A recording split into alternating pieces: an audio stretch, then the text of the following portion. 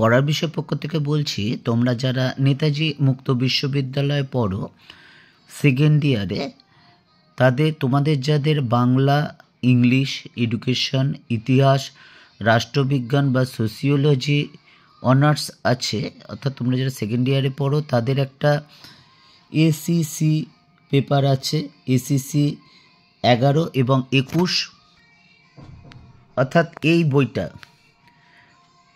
Skill enhancement course ICT in education regarding and reflection on text history, অর্থাৎ এই 6টা subject যাদের honours আছে তাদের এসি এইচআই 11 এবং 21-এর দুখানা পেপার আছে। আমরা পড়ার বিষয় পক্ষ থেকে এর যে এসি 11 এই পেপারটার সাজেশান নিয়ে এসেছি। এই পেপার 10 নম্বরের প্রশ্ন থাকবে, 6 নম্বরের প্রশ্ন থাকবে এবং 3 নম্বরের প্রশ্ন থাকবে। যতগুলো প্রশ্ন থাকবে তার অর্ধেক লিখতে হবে, অর্থাৎ 10 নম্বরে 4টি প্রশ্ন থাকবে, 2টো প্রশ্ন লিখতে হবে। তা চলো আর কথা না বাড়িয়ে আমরা এই সাজেশান শুরু করি। এবং আমরা প্রতিশ্রুতি দিয়েছিলাম, তোমরা জানো যে আমরা 80টিরও বেশি অ্যাসাইনমেন্টের উত্তর করে দিয়েছি এবং তখনই আমরা প্রতিশ্রুতি দিয়েছিলাম আর্টসের বিভিন্ন সাবজেক্ট আমরা সাজেশান দেব। সেই অনুসারে আমরা একাধিক বিষয়ের একাধিক পেপারের আমাদের সাজেশান দেওয়া হয়ে গেছে এবং তা চলছে। এবং এখন যেটা দেব, তোমরা যারা সেকেন্ড ইয়ার পড়ো, বাংলা, ইংরেজি, শিক্ষাবিজ্ঞান, ইতিহাস, রাষ্ট্রবিজ্ঞান বা সোশিওলজি যাদের অনার্স আছে, সেকেন্ড পেপার পড়ছো, তাদের যে এসিসি পেপারটা আছে এই 11, তার সাজেশান নিয়ে এসছি। তা চলো আমরা শুরু করি। দেখো 10 নম্বরের প্রশ্ন, শিক্ষার ক্ষেত্রে আইসিটি এর বিভিন্ন শিক্ষাগত তাৎপর্য আলোচনা করো। 2 নম্বর, টিচিং লার্নিং মূল্যায়ন আইসিটি ব্যবহার করার জন্য প্রয়োজনীয় কম্পিউটার সফটওয়্যারের নাম লেখো। 3 নম্বর, আইসিটি টুলের সুবিধা ও অসুবিধা আলোচনা করো। 4 নম্বর প্রশ্ন, আইসিটি টুলসের কোনগুলি ক্লাসরুমে কিভাবে আইসিটি টুলস ব্যবহার করা যেতে পারে, অর্থাৎ আইসিটি টুলস কোনগুলো, ক্লাসরুমে কিভাবে আইসিটি টুলস ব্যবহার করা যেতে পারে। 5 নম্বর প্রশ্ন, প্রাথমিক বিদ্যালয়ে শিক্ষার জন্য আইসিটি সরঞ্জাম ও তার ব্যবহার লেখো। 6 নম্বর, শৈশব শিক্ষা ও ভাষা শিক্ষা ক্ষেত্রে উপযুক্ত আইসিটি সরঞ্জামের বিবরণ দাও। 7 নম্বর প্রশ্ন, অ্যাপ্লিকেশন সফটওয়্যার কাকে বলে, এর কাজগুলি লেখো। 8 নম্বর, ফোস কি, উদাহরণসহ আলোচনা করো। 9 নম্বর, তথ্য ও যোগাযোগ প্রযুক্তিকে তথ্য ও যোগাযোগ প্রযুক্তির সুবিধা ও অসুবিধা আলোচনা করো। 10 নম্বর, আইসিটি ব্যবহারের জন্য একজন শিক্ষকের কী কী দক্ষতা থাকা প্রয়োজন। এবং লাস্ট কোশ্চেন, আইসিটি ব্যবহারের স্তরগুলি আলোচনা করো।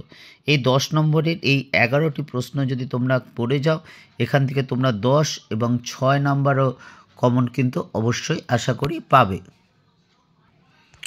এবার চলো এই ব্যাপারে যে 6 বা 3 নম্বরের প্রশ্ন থাকবে সেগুলো আমরা শুরু করি। আবার বলছি, যা প্রশ্ন থাকবে তার অর্ধেক লিখতে হবে। প্রথম প্রশ্ন দেখো 6 বা 3 নম্বর, এটা 3 নম্বরে আসতে পারে শুধু। আইসিটি এর সংজ্ঞা দাও।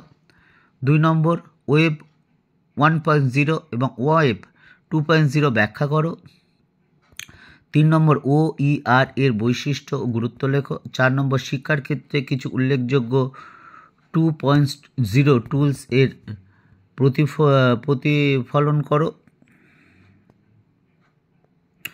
পরেরটা, শিক্ষায় বহুল ব্যবহৃত আইসিটি টুলসের কয়েকটি উদাহরণ দাও।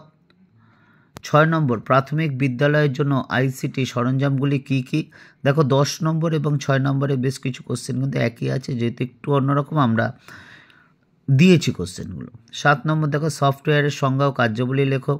8 নম্বর, প্রোগ্রামিং এ সিস্টেম সফটওয়্যার বলতে কী বোঝো।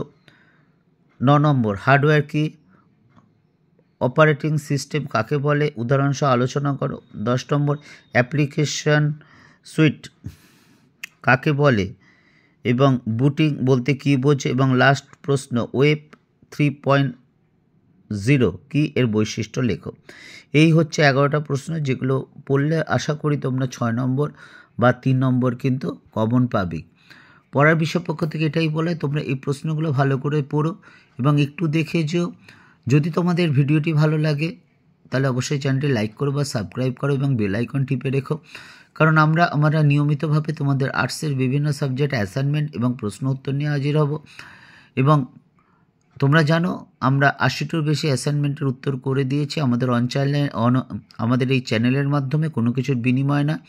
আর তোমাদের আরেকটা বলেছিলাম যে তোমরা ক্যারিয়ার সম্পর্কে কি করতে চাও, অর্থাৎ ক্যারিয়ার কাউন্সেলিং, অর্থাৎ তোমরা কি করলে কি হয় না হয়, এই নিয়ে তোমাদের যদি কোনো জিজ্ঞাসা থাকে তাহলে আমাদের জিজ্ঞাসা করো। অবশ্যই আমরা আমাদের এই বিষয়ে দক্ষ যে সকল শিক্ষক শিক্ষিকাগণ আছেন তাদের মাধ্যমে তোমাদের সমস্যার সমাধান করতে পারবো। আমার নিজের ব্যক্তিগতভাবে 23-24 বছর শিক্ষকতার অভিজ্ঞতা থেকে দেখেছি যে আমাদের বেশ কিছু শিক্ষার্থী নেতাজি মুক্ত বিশ্ববিদ্যালয় পড়াদন বিভিন্ন সমস্যার সম্মুখীন হয়। এটা তোমরা আগে বলেছি, তবুও একটু বলে দিই যে তাদের সমস্যার জন্য আমরা কয়েকজন মিলে এই চ্যানেলটি খুলেছি। তার মাধ্যমে যদি তোমাদের কিছু উপকৃত হয়, কিছু সুবিধা হয় বা কিছু হলেও ভালো হয়, সেটাই আমাদের একমাত্র উদ্দেশ্য। এবং সেটা যদি হয় অবশ্যই আমাদের জানি, এবং তোমাদের কোনো চাহিদা বা সমস্যা হলে আমাদের জানিও। আমরা আমাদের সাধ্যমতো অবশ্যই চেষ্টা করব। পড়া বিষয়ের পক্ষ থেকে এতটুকু, শুধু ভালো পরীক্ষা দিয়ে ভালো রেজাল্ট করবে তা নয়, জীবন সুন্দর সুখের আনন্দময় হয়ে উঠুক, পড়ার বিষয়ের পক্ষ থেকে এই আমাদের কামনা।